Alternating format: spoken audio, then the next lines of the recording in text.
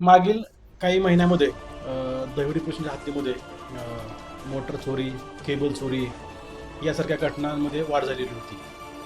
आपल्या सरकारी गोदामामधून पण 42 पोती चोरीला गेले होते. सरकारी शाळांमधून पण एक 10 पोती चोरीला गेले होते. या सर्व चोरीच्या घटना घडलेल्या होत्या. त्या अनुषंगानं आम्ही गोपनीय माहिती प्राप्त करत होतो. आम्हाला काही माहिती प्राप्त पण झाली होती.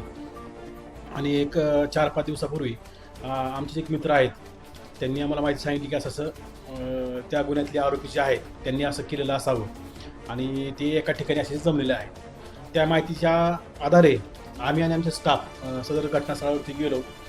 सदर आरोपींना ताब्यात घेतलं. ताब्यात घेतल्यानंतर त्यांच्याकडं कसून चौकशी केली. सुरुवातीला ते उडवडीची उत्तर देत होते.